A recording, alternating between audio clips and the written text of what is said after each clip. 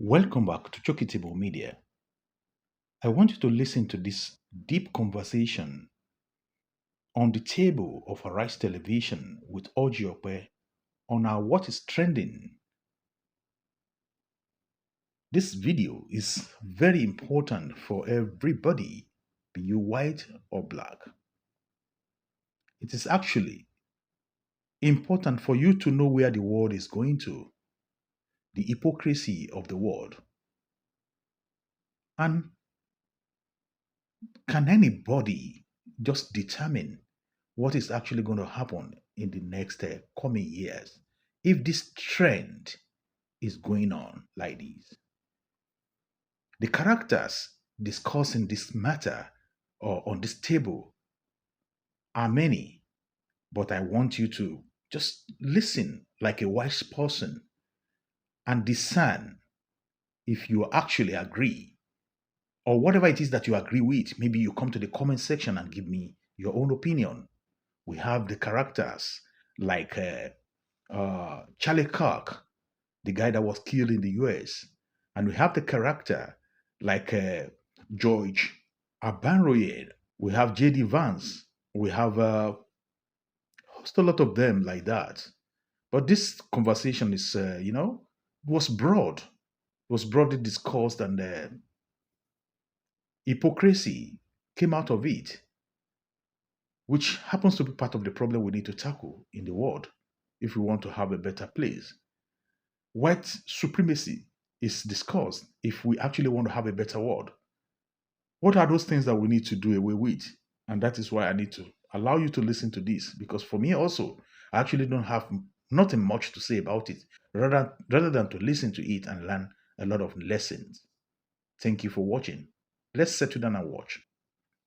What's trending by taking a look at the controversy surrounding the assassination of Charlie Kirk, an influential right-wing activist and close ally of President Donald Trump, who was shot dead last Wednesday while speaking at Utah Valley University. His assassination has exposed the toxic polarization surrounding political violence in America and the boundaries of free speech in the workplace, with significant professional consequences for those who post celebratory content on social media. Meanwhile, in the United Kingdom, Oxford Union President-elect Judge Abaraonye, a British Nigerian, has faced online harassment after media reports revealed his social media posts welcoming Kirk's shooting. According to reports, Abaraonye had posted the words, "Charlie Kirk got shot, LOL," on Instagram and made similar comments in his WhatsApp chat with fellow students before quickly deleting them. Abaraonye is now caught between condemnation for his celebratory posts and becoming a target of racial harassment himself. The Oxford Union says it is deeply concerned by the racial abuse and threats directed at its incoming president. The controversy carries particular irony, given that Abaraonye had debated Kirk just months earlier at the Oxford Union in May, where the pair expressed opposing views on masculinity in what was described as a civilized academic discussion. Let's take a look. Do you think men would be happier if they were married and providing for a family? I don't think marriage or the institution of marriage is the only way a man can be happy. That's not what I said. I said generally happier. Do you think men will be generally happier if they're married, providing, and have children? I don't think that's a necessary factor to contribute to this happiness. What is your solution to bring about male happiness in the West? Mine is men get married, have children, and provide. What is yours? I think an affirmation of their emotions, their emotional states. I think an openness to allowing men to express themselves in whichever way they want, even if that is in a more effeminate way. Men are free to live single, men are free to be in gay relationships. I don't think that the institution of marriage privileges one to a life of happiness over any other way of living. You're scrambling for an excuse to get away from the truth that's right in front of you. I mean, maybe men should get married and have children. Okay, but I think because it's worked for 2,000 years. I just think it's a very dishonest way to go about this argument, that there's only one issue. Why is it that men in countries that barely have toilets and do not have 2 pounds to rub together, but they do have kids and they do have a wife, are much happier than someone with a big flat in downtown London. These poor countries do not have male suicide problems. Why? I do not know. Think about it. Thank you very much. All right. Well, in speaking with the Times, Abaraonye, who will become the second Nigerian and African to hold the position of president of the Oxford Union, said he immediately deleted his post on social media, stating, and I quote, "I reacted impulsively and quickly deleted the comments as they did not reflect my values, and as some have called for his expulsion from the union and even from Oxford University." Popular political and women's rights activist Dr. Shola Moshogbamimu posted a video about Abaraonye calling out some on the right for their hypocrisy regarding Abaraonye's comments vis-a-vis some comments made by Kirk about minorities. Let's take a look. When he heard Charlie Kirk was shot, he put out a WhatsApp message. Imagine it as breaking news. Charlie Kirk shot. Let's effing go. Now, was that insensitive in light of Charlie being shot? Of course. But it's no more offensive than Charlie Kirk calling George Floyd a scumbag when he was murdered and denying that he was murdered. Was George's comment, I don't know, offensive to some people? Naturally. But you know what's even more offensive than that? Charlie Kirk manufacturing consent for the genocide and ethnic cleansing of Palestinians every single day. Now, was George's comment hate speech? No. Was George's comment a crime? Heck no. Should he lose his place in university because of it? Hell to the frick no. Because you know what? I didn't see any of you people demonetizing or deplatforming Charlie Kirk as he went from one campus to another, indoctrinating masses of youth with his white supremacist and white nationalist ideology. And it seems Oxford University agrees, because they said as abhorrent as his comment is, doesn't violate our policy on free speech. And these advocates of free speech went mad. They want to destroy the future of this young black man and scapegoat him for the crime committed by Tyler Robinson, the young white man who actually killed Charlie Kirk. All right. We're also learning that Abaraonye is set to face disciplinary proceedings with the union. The institution emphasized that complaints about him will be addressed with utmost seriousness.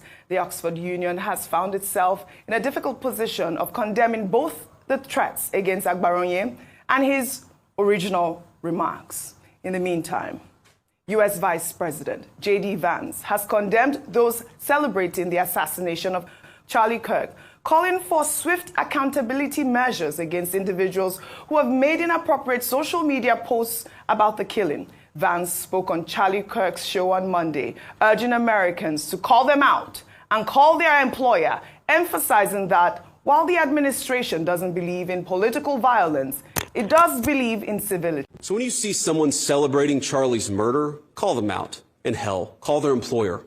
We don't believe in political violence, but we do believe in civility. And there is no civility in the celebration of political assassination. Get involved, get involved, get involved. It's the best way to honor Charlie's legacy. I can't promise you this is going to be easy. I can't promise you that all of us will avoid Charlie's fate. I can't promise you that I will avoid Charlie's fate. But the best way to honor him is to shine the light of truth like a torch in the very darkest places. Go do it. Shine the light of truth, and that's what J.D. Vance is saying. But we do know that Charlie Kirk had, in his lifetime expressed a lot of extremist views, and some of them were quite harsh with a lot of, the Arab nations, especially the blacks as well. And, this conversation about Abaraonye, people calling for his expulsion from the union, even after he had deleted his tweet, apologized, saying that it was impulsive. What are your thoughts on that? So, Audrey, this spans back historically. Anytime you have a right-wing movement baited by religious nationalism, in this case, Christian nationalism, like it's happening in America, this is what you see. But it's always happened before. In the 30s, it was against the Jewish people, as propagated by Adolf Hitler, and they had co-conspirators in America, the likes of Father Coughlin, which is a Catholic priest that had one of the biggest radio shows in the 1930s in America, that said very anti-Semitic things against the Jewish people. It was about nationalism. Then the problem was the Jewish people taking our country away. Exactly what is happening. So it's not about Charlie Kirk here. They are using Charlie Kirk as a symbol to assert their dictatorial tendencies in the right wing. And that's where you can see the hypocrisy of America. His body was picked up in Air Force 2. That's what they call signaling in dictatorial disposition. They used American naval officer to lift his body. Charlie Kirk didn't hold any high position in the country. He was just a podcaster for Pete's sake. But they gave him, Vance's friend. But they gave him national honors to be able to signal as a right of telling other right-wingers that kudos for the job of enmity, the division you are creating, that will support you. When President Trump was asked about the House of Rep member, state rep member killed by somebody on the right wing, he said he didn't know about her. When a politician was killed, he didn't amplify it because that was a lefty that was killed. But when somebody on the right is killed, then he amplifies it. So it's part of the religious war, the right-wing war they are baiting as we speak today. So what do? They will clamp down on everybody. Delta, for instance, they've put pressure on Delta. Some of the staff that tweeted, I'm not saying nobody should tweet in support of another person being killed. But we should also call out the hypocrisy of the right wing and what they are doing. When Charlie Kirk called, I can't breathe, scumbag. Judge Floyd. They didn't say anything about him. Yeah. When he said heinous thing, they didn't say anything about him. You see, it is not obvious that the right wing does not believe in free speech. All right. They believe in dictatorship and an authoritarian outlook to things. Because when it's not in their favor, they shut people down, they cancel people. All right. But when people speak against them, they can't take it. All right. What's the way forward, Oji? We want sanity in the world. The world does not need all of this bigotry that is going on, because it's fast spreading. Look at the protests that happened in UK over the weekend with Tommy Robinson. So you are seeing the world snowball, and all of this is happening because you have economic inadequacy, and just like it happened in the 30s. Hitler came about because of the economic struggles in Germany. Yes. So it's repeating itself, and we need to be careful. The sad part for me, it is now baked in religious nationalism, which is Christian nationalism, which is right-wing movement, which is suppression of other voices. All right. Well, Dr. Abati, I'd like for you to even start with Abaraonye's call for expulsion. The Oxford Union has said that they're going to stand with him because it goes against the institution's free speech policy. Your thoughts? Okay. First, let me say that I identify fully with the sentiments expressed by Dr. Mos Shogbamimu. And our main point is that, look, there's a lot of double standards in how people relate ideologically. Secondly, that the right to free speech is being trampled upon by those who are trying to be politically correct. Now, the gentleman Abaraonye, he may have gone a bit, to the extreme by saying, laughing out loud, Charles Kirk has been killed. I don't think that anybody who is assassinated, anybody who is the victim of extreme politics and gun violence, we should celebrate that, because every life is important. Absolutely. However, his right to free speech should also be respected. Now, I'm told that even Piers Morgan is the one leading the campaign that he should be expelled. He should be removed as the president-elect of the Students' Union. So how do you draw the balance between political correctness, decency, and the right to free speech? And what they are doing at the Oxford University is a carryover from the United States. Do you know that in the United States, there is even a website called Charles Kirk Murderers, where anybody at all that tries to show that, well, Charles Kirk asked for it, his name is put there and the person is hounded and, harassed. Matthew Dowd lost his job at MCBC. One professor at Western Tennessee State University was sacked because he said, Charles Kirk had it coming for him. Some eateries, in some parts of the United States, they sacked some of their staff. So what you find here is, this culture of extremism, this culture of double standards, this culture of hypocrisy, in the reaction to the death of Charles Kirk. And I once said it on this same segment, that when the matter came up in the U.S. House of Representatives, now the Republicans wanted a minute of license. They also want the prayers read out. Now the Democrats said, we don't need to say the prayer loudly. How about the students who were killed in a secondary school in Colorado? Correct. Okay, they call it high school in the U.S.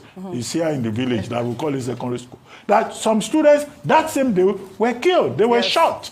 So you could see that ideologically, it's not just the United States that is divided. Yes. Even the entire world is divided. Absolutely. And you can see what happened in Spain, during the cycling incident. Even Spain is divided. Right. The Prime Minister says Israel should be banned from sports because of its attack on Gaza and support for genocide. The mayor of Madrid says no. The Prime Minister is an extremist and this and that. So. And it's not good for world peace. It's not good for human relations. Yes. It's not good for community feelings. I don't think that Abaraonye should be victimized for expressing his viewpoint. I like that, Dr. Bati. It's not good for world peace. I mean, at the end of the day, nobody should be shot for expressing an opinion. We've said that a number of times. We've established that everyone has a right to free speech. And you shouldn't kill someone because of their right to express, whether you agree with it or not. Now, with regards to George Abaraonye, I must say that Oxford as an institution has always prided itself as an institution that upholds free speech. I recall when I was in university in the UK that there was a time when the BNP, the British National Party, which is an extreme right party, which was deplatformed across universities in the UK, had the opportunity to go to Oxford because they said everyone had a right to speak, whether you agree with it or not. So now see the incoming president be vilified for his expression, whether or not it was insensitive or not. I think it goes against the very ethos of the institution. And he has come out to explain his side of the story. I believe that they've said that the university itself will not take any disciplinary action against him. It is now whether or not they are pressuring him to resign. Charlie Kirk himself had the right to free speech in the United States of America. He didn't agree, not many people agreed with what he said, but he had that freedom of expression and thought. And that's the same thing that George had said, that he's expressing in the context of the man in question himself. So please, I do hope that the Oxford University will uphold the standard for free speech. Well balanced, very well balanced. Thank you all. I'm glad that we're all able to chime in on this conversation. Again, I mean, Abaraonye has apologized and he said that, his statement was impulsive. Well, I hope that the debate and the institution, the union, will look into that, and hopefully he's instated as the second Nigerian to be an Oxford Union president. Thank you for watching. This is Chokitable Media. Don't forget to share, like, and subscribe. Put on your notification button, and God bless you as you do. See you next time. Don't forget to go down there and put your comment in the comment section. Your opinion really counts. See you in my next broadcast. Bye-bye for now.